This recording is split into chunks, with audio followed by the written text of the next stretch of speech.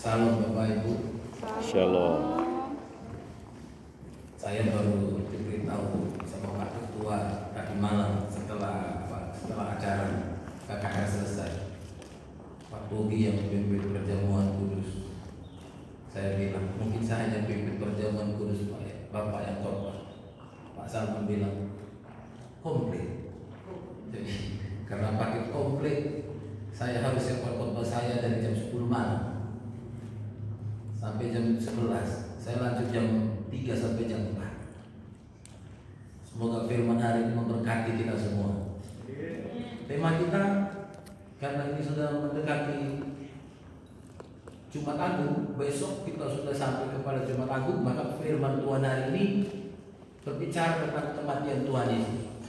Kalau saya mau khotbahkan lagi tentang perlengkapan senjata rohani, sudah dibahas semua sama Pak Esra. Bahkan tema khotbah saya tanggal 3 Mei sudah dibahas juga. Tapi saya bersyukur tanggal 3 Mei ternyata hari raya. Saya bilang ke Pak Ciko, berarti saya tidak khotbah tanggal 3. Berarti saya hanya khotbah hari ini. Tema kita, Yesus mati supaya manusia hidup. Yesus mati supaya manusia hidup. Mari kita membuka Alkitab kita, Filipi 2 ayat yang ke-8.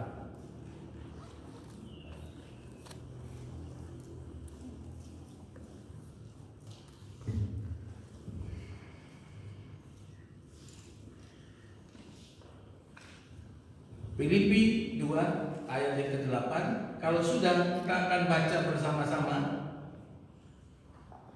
1, 2, 3. Dan dalam keadaan sebagai manusia, ia telah merendahkan dirinya dan taat sampai mati, bahkan sampai mati di kayu salib. Saya baca sekali lagi. Dan dalam keadaan sebagai manusia, ia telah merendahkan dirinya dan taat sampai mati, bahkan sampai mati di kayu salib. Yesus mati supaya manusia hidup. Bapak Ibu Saudara yang terkasih dalam nama Tuhan Yesus, biasanya kalau seseorang itu dikatakan mati, itu ada tandanya. Dokter biasanya memeriksa pertama detak jantung, diperiksa. Kemudian itu bola matanya itu disenter, itu untuk melihat kondisi pupil matanya itu. Kalau sudah tidak merespon terhadap cahaya, berarti sudah mati. Tapi ada tanda lain biasanya yang memastikan seseorang itu mati adalah batang otaknya sudah mati. Kalau batang otaknya sudah mati, maka orang tersebut sudah dipastikan dia sudah tidak akan hidup lagi. Kalau dia yang mati orang Batak biasanya diformalin dulu. Karena orang Batak biasanya mati itu dikubur itu bisa sampai 10 hari, 7 hari, 3 hari, tergantung anak-anaknya sudah kumpul apa belum. Makanya yang paling beruntung ketika COVID datang itu orang Batak. Kalau mati dari rumah sakit langsung dikubur, nggak keluar biaya. Bayangin Bapak Ibu, pemakaman 7 hari, suntik formalin berapa, kasih makan orang 7 hari, pagi siang sore malam. Tapi ada COVID, orang Batak aman, tidak ada biaya.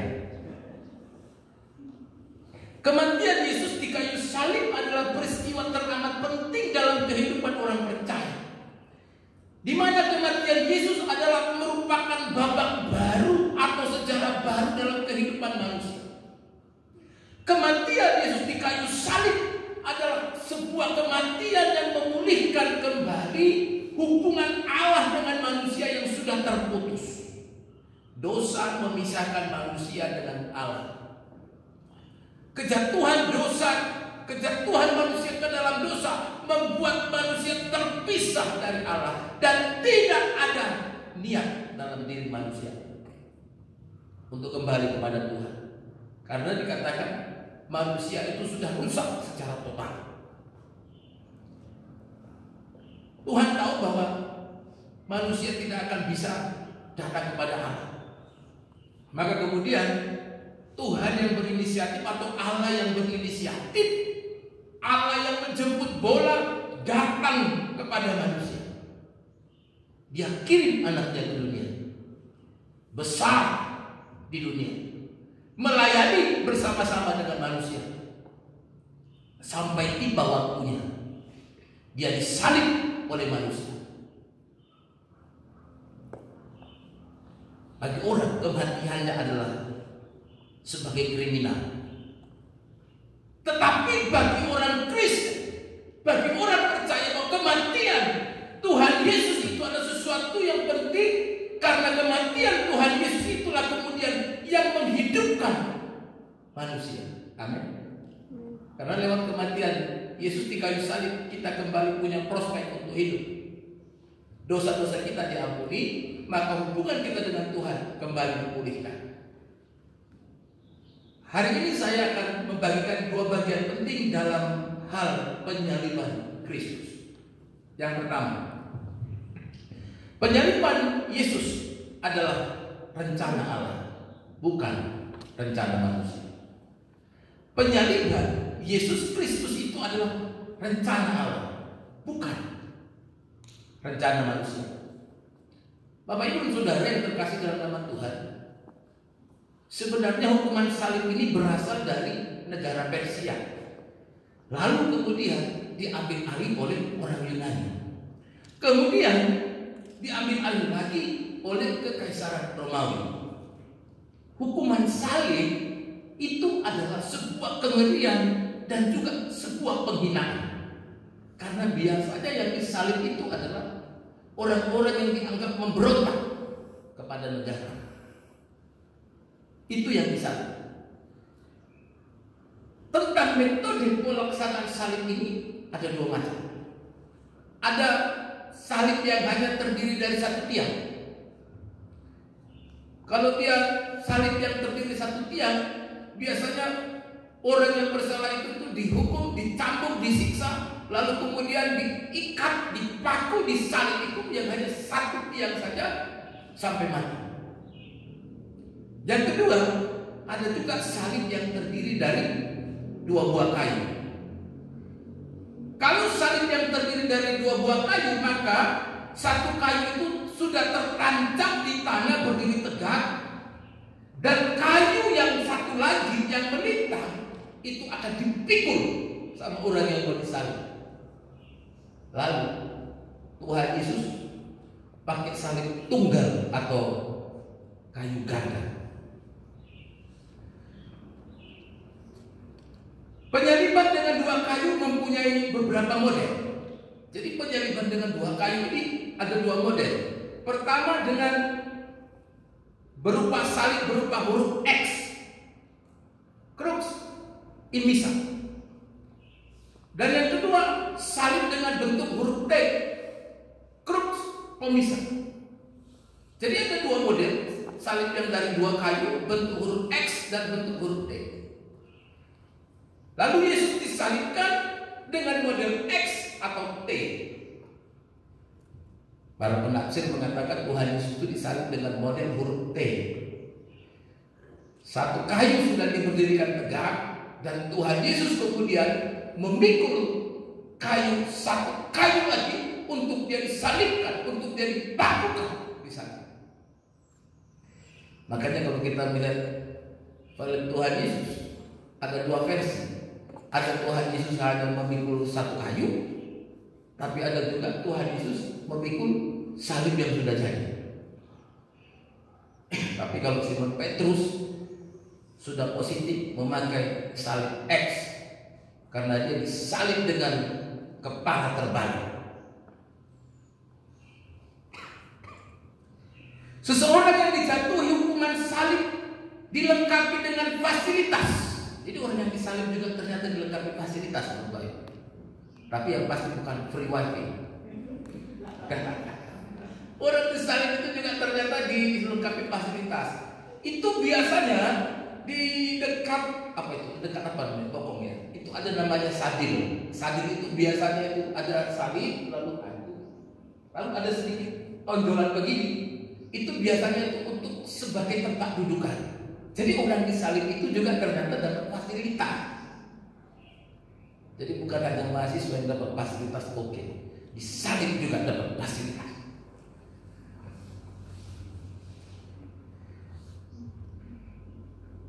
Jadi ketika orang yang disalib itu tergantung, maka dia akan sambil dituduh di sadil yang ada disediakan itu. Sampai akhirnya dia mati, dimakan oleh serangga, dimakan oleh burung pemakan bangkai, bahkan mati dalam kehausan. Tetapi khusus kasus penyaliban Tuhan Yesus disalib tidak sampai dimakan serangga, tidak sampai dimakan oleh burung. Karena dalam Markus 15 ayat 46 berkata, Yusuf pun membeli kain lenan, kemudian ia menurunkan mayat Yesus dari salib dan mengapaninya dengan kain lenan itu.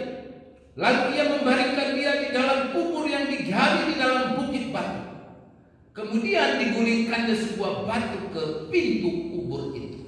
Jadi Tuhan Yesus itu begitu dia disalib, ternyata seorang muridnya yang bernama Simon dari Arimatea, dia ini seorang majelis besar yang kaya dan terkemuka.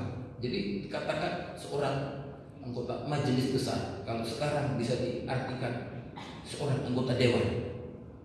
Dia berpengaruh, dia kaya. Karena dia kaya, berpengaruh, dekat pula dengan pemerintah. Maka kemudian dia meminta mayat Tuhan Yesus itu supaya diturunkan dari kayu salib, supaya tidak dimakan oleh serangga dan tidak dimakan oleh burung-burung pemakan bangkai. Jadi Tuhan Yesus itu diturunkan dari kayu salib dalam kondisi masih utuh. Biasanya kalau sudah dimakan bangkai, pertama itu dimakan biasanya telinganya, setelah itu hidungnya, kecuali orang pesek diganti ke bibir. Biasanya begitu. Sejak manusia jatuh ke dalam dosa, dosa manusia menyebabkan Allah menderita di dalam kasih-Nya dan dalam kemurahan-Nya. Jadi dosa manusia membuat Allah yang menderita di dalam kasih-Nya dan di dalam kemurahan-Nya. Dosa berakar di dalam tabiat manusia, dan dosa itu yang kemudian mengendalikan hidup manusia. Karena dosa yang mengendalikan hidup manusia, maka apapun yang dilakukan oleh manusia selalu dipimpin oleh dosa, selalu didasari oleh dosa. Itulah sebabnya kematian Yesus di kayu salib adalah sebagai jalan keluar yang diberikan Allah kepada manusia. Manusia tidak bisa menyelamatkan dirinya. Manusia tidak bisa datang lagi kepada Tuhan. Manusia sudah terpisah dari Tuhan. Maka Tuhan menyediakan jalan. Allah sendiri yang datang kepada manusia. Allah sendiri yang kemudian memulihkan hubungan antara Allah dengan manusia. Karena kejatuhan manusia ke dalam dosa membuat manusia tidak punya kemauan, tidak punya kemampuan untuk datang kembali kepada Allah. Allah sendiri yang berinisiatif untuk menebus dosa manusia, karena manusia sudah rusak secara total sejak Adam dan Hawa jatuh ke dalam dosa ketidaktaatan di Taman Eden. Jadi setelah Adam dan Hawa jatuh ke dalam dosa ketidaktaatan kepada Allah, sesungguhnya hari itu, sejak hari itu, bahwa kita sudah terpisah dari Allah. Suatu kali seorang guru sekolah minggu itu bercerita kepada anak-anak sekolah minggunya. Yang diajar itu sekolah minggu kelas besar. Kalau kelas besar itu biasanya itu sudah kelas 5, kelas 6. Jadi guru sekolah minggu menceritakan bagaimana Adam dan Hawa jatuh ke dalam dosa karena godaan si ular yang jahat. Dengan bersemangat guru sekolah minggu mengatakan bahwa Adam dan Hawa jatuh ke dalam dosa karena mereka mendengarkan perkataan si ular yang jahat. Lalu kemudian anak sekolah minggunya bilang begini, andai saja Adam dan Hawa itu orang Manado, orang Batak, dan orang Dayak, mereka tidak akan makan buah itu, karena mereka lebih memilih makan ular. Jadi andai saja Adam dan Hawa dilahirkan atau berada atau Taman Firdaus itu di Kalimantan, di Manado atau di Sumatera, manusia tidak akan jatuh ke dalam dosa karena mereka akan lebih memilih makan ular daripada makan buah itu. Jadi itu saya jadi ingat waktu saya masih jadi mahasiswa di sini. Sama seperti teman-teman yang lagi tulis skripsi, adik-adik kelas itu kan keluar weekend, kita cari makan sendiri.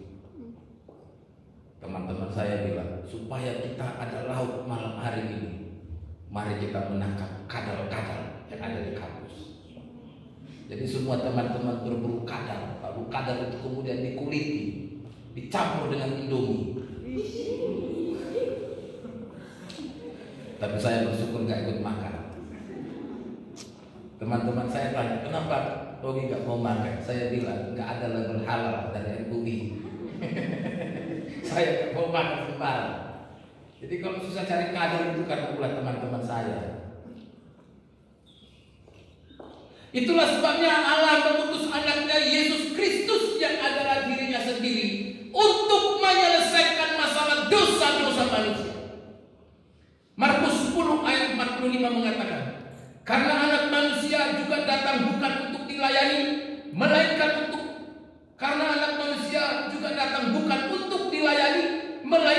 untuk melayani dan untuk memberikan nyawanya menjadi tebusan bagi banyak orang. Ayat ini mengarah kepada satu kesimpulan, bahwa kematian Yesus di salib dipahami sebagai pengorbanan nyawa untuk keselamatan manusia. Dan pengorbanannya adalah sebuah penderitaan yang mengerikan, tetapi Allah mampu melakukan rencana itu dengan inisiatifnya sendiri, tanpa inisiatif manusia. Jadi Allah yang melakukan itu adalah atas inisiatif Allah, bukan inisiatif manusia atau bukan karena permohonan manusia. Itulah sebabnya penyaliban Yesus di kayu salib itu adalah inisiatif Allah, bukan karena manusia yang menyalibkannya atau karena kemauan manusia itu sendiri. Penderitaan Kristus di kayu salib adalah sebuah pusat dari pernyataan Allah tentang dirinya kepada manusia.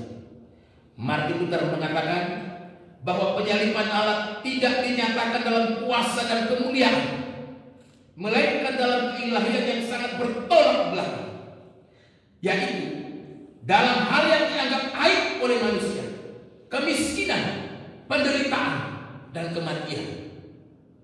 Dalam apa yang tampak bagi kita sebagai kebodohan dan kelemahan. Berdasarkan pandangan Martin Luther ini, terlihat bahwa salib bukanlah pilihan yang menyenangkan.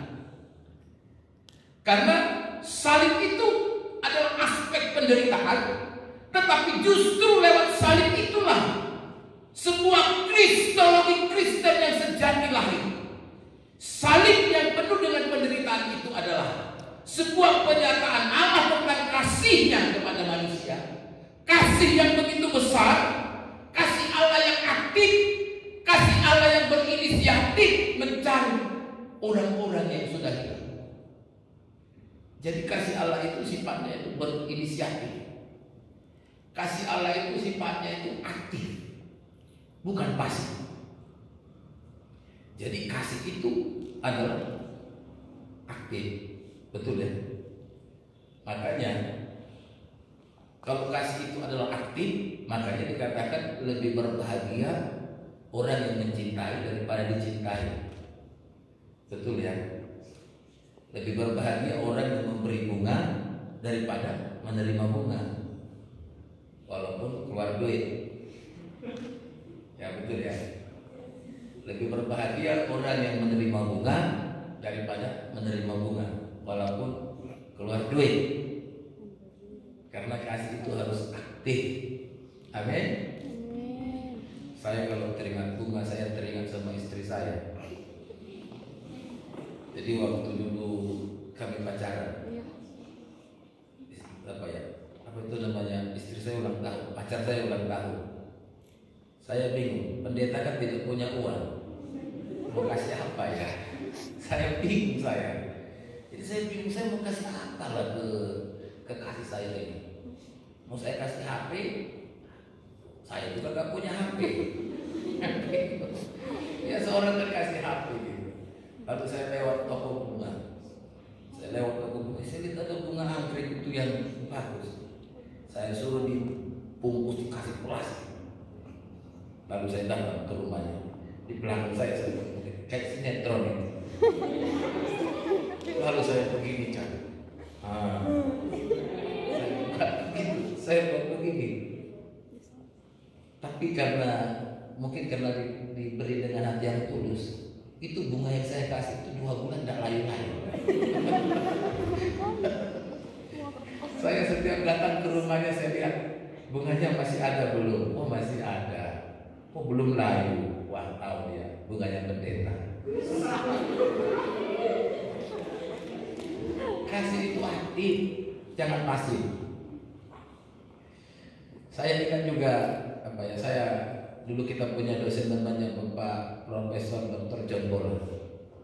Beliau itu dosen metodologi, juga sekaligus ketua sinode Gereja Kristen Alkitab Indonesia. Tapi sudah meninggal. Saya ingat betul beliau pernah kasih perumpamaan tentang kasih yang aktif. Dia beri judul itu Cintaku Nyangkut di Tukang Pos. Pak Bola waktu itu saya ingat sudah tua, sudah botak gitu ya. Tapi dia suka kasih ilustrasi yang romantis. Cintaku nyangkut di tukang pos. Begitu kira-kira. Dia ceritakan begini. Ada seorang pria mencintai seorang wanita. Mereka membina hubungan long distance relationship, LDR ya. Kalau kata orang sekarang LDR, atau hubungan jarak jauh. Dulu tidak ada HP, tidak ada WA.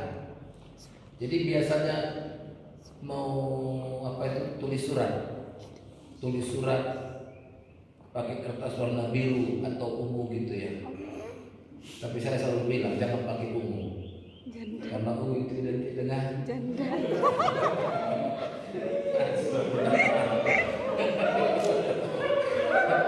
Makanya Pak Salmo sekarang pakai baju putih, bukan lagi ungu. Dulu Pak Salmo suka pakai baju ungu, saya yang ungu yang pendek.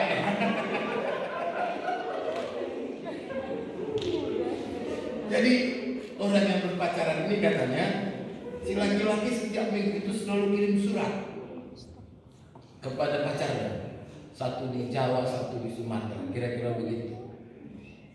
Jadi surat ini setiap minggu dikirim ke rumahnya, yang mengantar tukang pos yang sama. Jadi biasa tukang pos datang, gitu. Ada surat, biasanya lari perempuan, kasih. Minggu depan juga begitu, kasih. Terus-terusan tukang pos, terus orang yang sama. Karena tukang pos juga orang Jawa, Soko Kulino, gitu ya, Jalaran Tresno gitu ya. Kira-kira begitu ya. Katanya cinta tumbuh karena sering sama-sama. Jadi karena sering sama-sama, akhirnya singkat cerita, si perempuan itu menulis surat yang terakhir kepada pacarnya bahwa dia akan menikah dengan si tukang pos. Karena tiap minggu selalu ketemu sama tukang pos. Ini kisah yang diceritakan oleh almarhum Pak John Bola. Saya ingat betul. Jadi dia mengatakan bahwa akhirnya si gadis itu menikah dengan si tukang pos karena si laki-laki itu pasif. Mengapa dia pasif?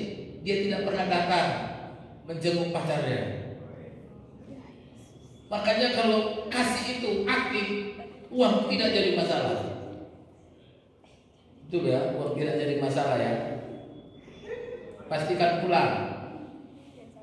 Kalau praktek tahunan di Kalimantan, pacarnya di sini pastikan pulang. Lebaran haji pulang. Biasakan begitu. Jadi kasih itu harus aktif. Kasih itu harus berinisiatif. Salib tidak muncul begitu saja dalam skenario Tuhan. Allah sendiri yang memilih salib sebagai jalan perdamaian. Salib dipilih karena Cara mati melalui salib adalah kematian yang lambat dan membawa penderitaan bagi yang mengalaminya. Jadi kematian lewat salib itu adalah kematian yang proses kematian itu berjalan dengan lambat. Karena pada saat disalib, maka kaki dan tangan itu dipakukan kepada kayu salib itu. Dan dari setiap bekas pengakuan itu akan menetes darah. Setiap menarik napas atau bernapas, maka darah itu akan terus menetes, dan terus menetes.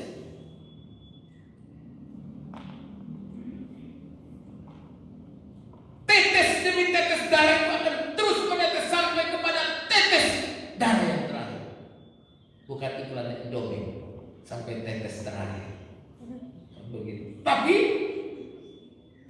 tetes darah terakhir itu akan menjadi akhir dari kehidupan di dunia. Itulah sebabnya setiap orang yang sudah percaya kepada Kristus harus mengingat bahwa setiap tetes darah Yesus yang menetes di kayu salib itu adalah tetesan darah yang begitu mahal. Tetesan darah yang sangat mahal harganya, sangat bernilai.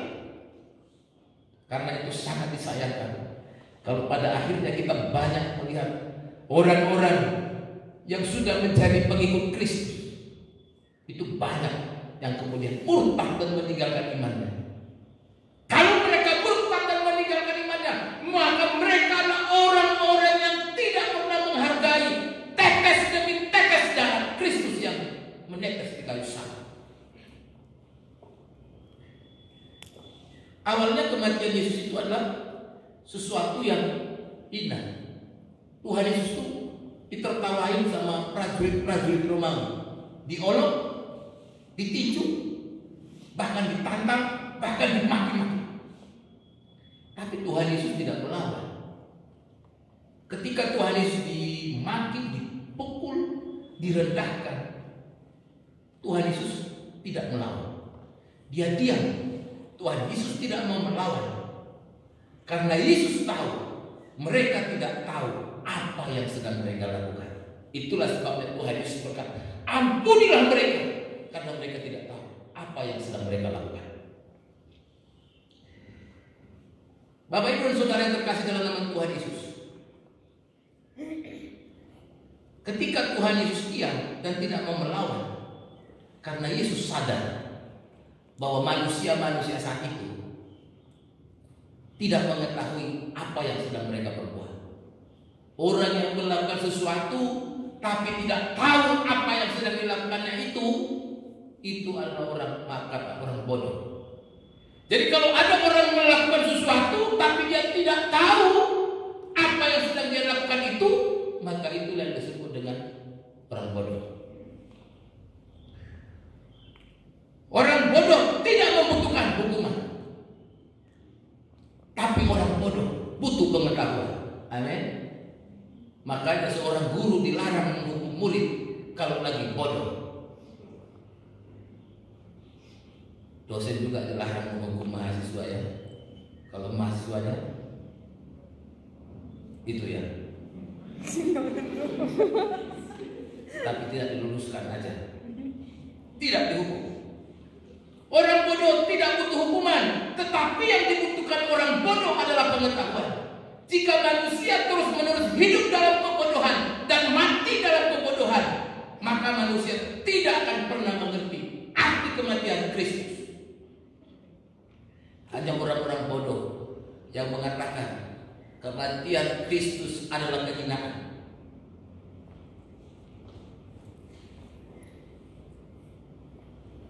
Jika manusia terus-menerus hidup dalam kebodohan dan mati dalam kebodohan, maka manusia tidak akan pernah mengerti arti kematian Yesus di kayu salib. Dan jika itu terjadi, maka kematian Yesus di kayu salib adalah kekonyolan. Jadi kalau orang tidak mengerti, manusia tidak memahami kematian Tuhan Yesus, maka baginya kematian Tuhan Yesus adalah sebuah hal yang konyol. Kematian Yesus bukanlah kematian yang konyol, tetapi kematian dengan penuh makna, memberikan sebuah pengharapan bagi umat manusia, bukan untuk orang Kristen saja. Tetapi kematian Kristus mengubah banyak hal, mengubah peta politik sebuah negara, mengubah agama, mengubah ideologi, bahkan mengubah tata sebuah negara.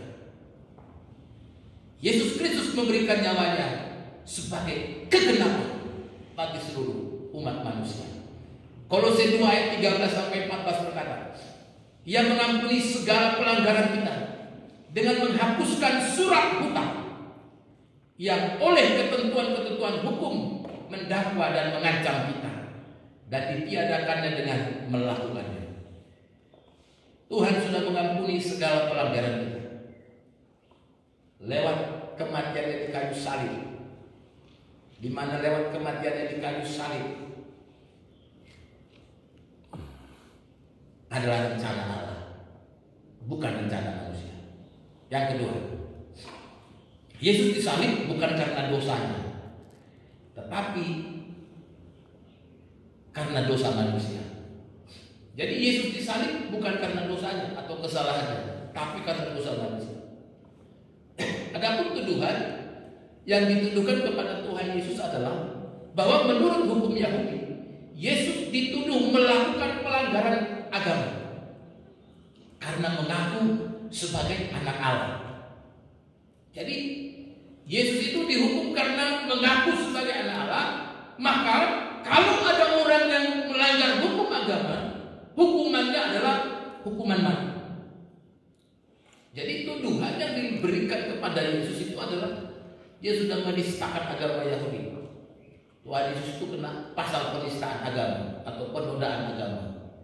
Jadi kalau sekarang ada undang-undang yang dibuat, undang-undang penistaan agama atau penodaan agama, orang Indonesia jangan bangga. Itu sudah ada sejak zaman Tuhan Yesus. Makanya sekarang pengikut-pengikut Tuhan Yesus juga dikenakan pasal yang sama ketika kita memberitakan ini. Yesus mengalami 3 proses pengadilan menurut hukum Yahudi Romawi. Pertama, dilakukan di hadapan gubernur Roma Pontius Pilatus, di mana Yesus dituduh melakukan pelanggaran politik. Tapi Pilatus tidak menemukan kesalahan. Karena tidak menemukan kesalahan, maka kemudian tahap yang kedua adalah Pilatus mengirimkan Yesus kepada Raja Herodes yang memerintah di Galilea. Herodes pun tidak mendapati kesalahan pada Yesus, lalu dikirim kembali kepada Pilatus. Terakhir, Pilatus mengadili Yesus di sebuah kursi pengadilan dan menjatuhkan hukuman mati kepada Yesus. Perlu diingat Bapak Ibu bahwa Pilatus sebenarnya sudah berulang kali berusaha untuk supaya Yesus ini dibebaskan. Namun para imam kepala dan pengikut-pengikutnya, mereka berkeras menuntut supaya Yesus itu dihukum mati. Maka mereka berkata, salibkan, salibkan. Pilatus bingung dengan tuduhan bahwa Yesus itu putra Allah. Jadi Pilatus bingung sebenarnya ketika dia dituduhkan bahwa Yesus itu adalah putra Allah. Pilatus bingung. Kebingungan Pilatus itu adalah karena setahu Pilatus Yesus itu berasal dari Galilea, bukan dari Allah. Jadi Pilatus bingung sebenarnya. Jadi dia bertanya kepada Yesus, dari mana asalmu? Dalam Yohanes 19 ayat 9. Pilatus bertanya kepada Yesus, dari mana asalmu? Yang menjadi pertanyaannya adalah, apakah Pilatus berpikir bahwa Yesus ini adalah dewa dan pernah hidup di surga? Jadi Pilatus bingung sebenarnya. Sebenarnya Yesus sudah memberi tahu Pilatus, bahkan kepada orang-orang lain juga Yesus sudah beritahu bahwa kedatangannya ke dunia ini itu adalah bukan secara politis. Artinya bahwa kedatangan Tuhan Yesus ke dunia ini bukanlah sebagai seorang pemimpin yang akan membebaskan orang Yahudi dari kekaisaran Romawi. Tapi banyak orang yang berharap. Bahkan murid-murid Tuhan Yesus pun berharap. Salah satunya Yudas Iskariot yang berharap bahwa Tuhan Yesus ini akan menjadi seorang tokoh revolusioner yang akan memimpin pergerakan melawan kekaisaran Romawi. Orang-orang berpengharapan kepada Yesus seperti itu. Karena apa? Tuhan Yesus itu bisa kasih mujizat. Apa yang tidak bisa dilakukan manusia, Tuhan Yesus bisa lakukan. Orang berpikir ini orang hebat, bukan sembarang orang, maka dia ini cocok menjadi pemimpin revolusioner melawan kekaisaran Romawi. Tapi Tuhan Yesus bilang bahwa dia datang itu bukan secara politis, tapi dia datang itu dalam dimensi rohani, dalam dimensi surgawi. Dia bukan datang untuk membebaskan orang Yahudi dari kekaisaran Romawi, tapi dia datang untuk membebaskan dari dosa-dosa. Amin. Bapak Ibu Saudara terkasih dalam nama Tuhan Yesus, Yesus memilih diam dan tidak menjawab Pilatus karena Yesus merasa tidak ada gunanya beradu jawab dengan Pilatus yang tidak pernah mengerti akan maksud kedatangan Yesus. Jadi pada akhirnya Tuhan Yesus itu tidak mau lagi beradu argumen dengan Pilatus atau dengan siapapun, karena Tuhan Yesus tahu tidak ada gunanya beradu argumen dengan orang-orang yang tidak pernah mengerti maksud kedatangan Yesus. Jadi tidak ada gunanya Bapak Ibu kalau kita ini berdebat, ribut dengan orang yang tidak paham atau tidak mengerti. Sampai Idul Fitri kita berdebat, dari lebaran kuda katanya sampai lebaran haji, tidak akan selesai. Tidak ada gunanya berdebat dengan orang yang tidak mengerti. Yesus tahu itu, makanya dia tidak mau jatuh kepada perdebatan dengan Pilatus dan orang-orang yang tidak mengerti akan maksud kedatangan Yesus. Ada sebuah ilustrasi Bapak Ibu.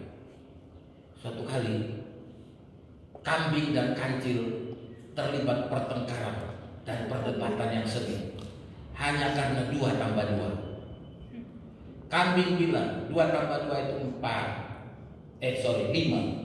Kambing bilang 2 tambah 2 itu 5. Datang si kancil bilang, salah kamu kambing, 2 tambah 2 itu 4. Kambing bilang 5. Saya sudah itu 2 ditambah 2, 1, 2, 3, 4, 5. Dia selalu hitung 5. Kancil hitung 2 tambah 2 itu 4. Satu harian mereka ini ribut hanya karena 2 tambah 2. Maka mereka berjanji, besok pagi kita harus ketemu sama Raja Rimba. Itu singa itu. Maka mereka bertemu dengan singa.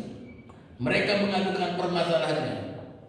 Lalu kemudian setelah mereka sempat berdebat juga di depan singa, kambing tetap ngotot 2 tambah 2 itu 5, tapi kancil mengatakan 2 tambah 2 itu 4. Maka kemudian singa mengatakan begini, 2 tambah 2 itu 5, bukan 4. 2 tambah 2 itu 5, bukan 4. Kambing langsung pulang, syukuran di rumah karena menang. Hore, 2 tambah 2 ternyata 5. Lalu kemudian setelah kambing pulang, kancil bertanya kepada singa, singa, mengapa kamu mengatakan 2 tambah 2 itu 5, sementara kamu tahu bahwa 2 tambah 2 itu 4? Lalu singanya bilang begini, kamu sudah tahu kambing itu tidak tahu matematika, tidak tahu berhitung, kok masih berdebat dengan dia? Sudah jelas-jelas dia itu tidak mengerti, sudah jelas-jelas dia itu tidak paham matematika. Kenapa kamu masih berdebat dengan orang yang tidak tahu? Jadi dibiarkan saja si kambing pulang dengan mengatakan 2 tambah 2 itu 5. Karena kalau dikatakan juga nanti 4, dia tidak terima, biar dia bahagia dalam kebodohan.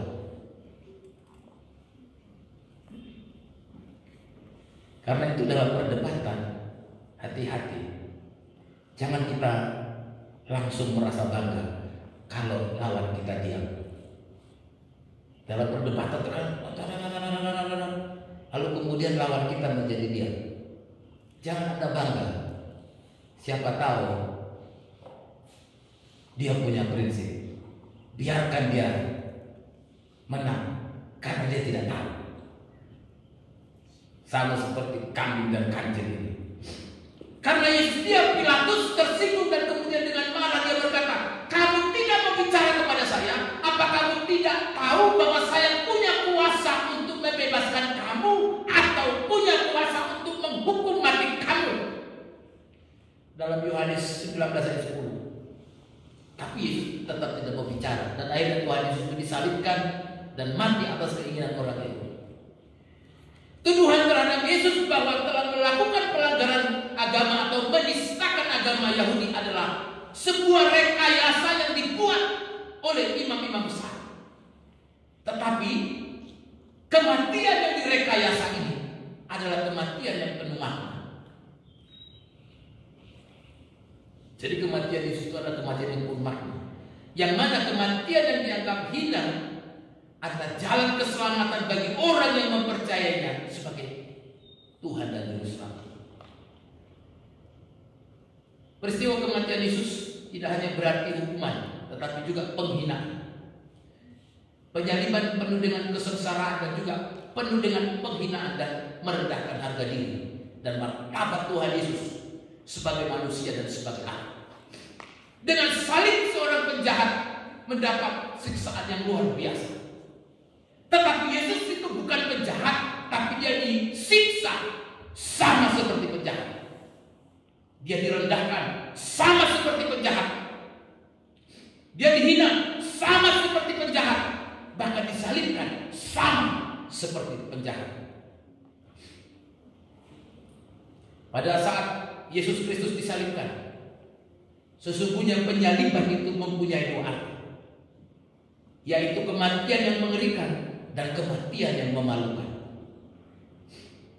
Jadi salib Kristus itu adalah kematian yang mengerikan dan kematian yang memalukan. Dalam Alkitab disebutkan Yesus mengalami penderitaan yang mengerikan dan sekaligus mengalami penghinaan dan direndahkan martabatnya. Sehingga ada seorang sastrawan Roma yang bernama Cicero. Sastrawan Roma yang bernama Cicero menyatakan, jangan sampai kata salib itu harus jauh dari penduduk Roma dan bahkan jauh dari pikiran orang Roma. Cicero mengatakan jangan sampai ada perkataan salib itu bahkan harus jauh dari penduduk Roma. Itu karena salib itu adalah kengerian dan salib itu adalah sesuatu yang memalukan. Jika kita membandingkan kematian Tuhan Yesus pada masa lalu dengan kematian para kriminal yang dihukum mati pada masa ini, itu beda banget. Kalau kriminal yang dihukum mati pada saat ini, itu matinya cepat. Pilihannya dikasih, mau mati disuntik, mau mati di kursi listrik, atau mati ditembak oleh regu tembak. Kalau Indonesia suka dengan hukuman mati, ditembak oleh juru tembak. Orang Indonesia lebih suka dengan hukuman mati itu ya, ditembak dengan regu tembak. Hari kalau ditembak itu diikat dengan apa? Ke belakang, ditutup matanya, ditembak jantungnya paling ya itu tembak mati bapak itu ya. Kecuali snipernya itu sama tembak. Hukuman mati ditembak ternyata kena telinganya sakit. Kan repot, diulang lagi tembakannya. Tapi tidak, kematian Yesus itu berlangsung lama. Beda dengan kematian para kriminal masa ini. Kematian Yesus yang mati perlahan-lahan adalah melambangkan bagaimana Yesus melakukan pengorbanan yang begitu besar. Dan dia melakukan itu karena dosa-dosa manusia. Yesus yang harusnya tidak mati, tetapi dia mati oleh pelanggaran-pelanggaran kita, supaya kita beroleh kesempatan kembali dalam kehidupan yang baru bersama-sama dengan Allah. James X. Todd mengatakan dalam buku Kristologinya, bagi orang percaya kematian Yesus Kristus adalah klimaks, karena melalui pengorbanan Kristus tidak hanya mengampuni, tetapi juga menghapus dosa untuk selamanya. Amin. Dan Simon mengatakan pengampunan merupakan persoalan pokok dalam Alkitab dan sangat penting bagi manusia dalam hubungannya dengan Tuhan, dengan diri sendiri, bahkan dengan sesamanya. Sebelum Allah mengampuni, Ia mengharapkan kita untuk mengampuni sesama kita manusia. Amin. Sebelum Allah mengampuni, Ia mengharapkan kita untuk mengampuni sesama kita manusia. Jangan Anda berharap akan dapat pengampunan dari Tuhan. Jangan Anda berharap akan dapat pengampunan dari Allah kalau Anda tidak bisa mengampuni orang yang bersalah kepada Anda. Terkadang pengampunan sulit dilakukan karena keserakahan, karena kesombongan, merasa rendah diri, sikap enggan mengampuni, dan tidak tahu cara mengampuni. Adalah sangat mengherankan jika banyak orang yang sudah percaya kepada Kristus, ikut Kristus bertahun-tahun, tetapi mengalami kesulitan untuk mengampuni orang yang bersalah. Kalau Yesus saja mati di kayu salib, itu untuk mengampuni dosa kita, Dia harus korbankan nyawanya. Maka orang yang percaya kepada Kristus, yang tidak harus mati di kayu salib untuk sebuah pengampunan, seharusnya tidak sulit untuk mengampuni orang yang bersalah kepadanya. Amin. Karena berita salib adalah pengampunan dari Allah kepada manusia. Roma 5 ayat ke-9, karena kita sekarang telah dibenarkan oleh darahnya, kita pasti akan diselamatkan dari murka Allah. Karena kita sekarang telah dibenarkan oleh darahnya, kita pasti akan diselamatkan dari murka Allah. Pengampunan yang dari Tuhan lewat kematian di kayu salib, lewat darahnya yang tercurah. Kalau kita mau mempercayainya, kita pasti akan diselamatkan dari murka Tuhan. Amin. Tuhan Yesus memberkati. Kita berdoa.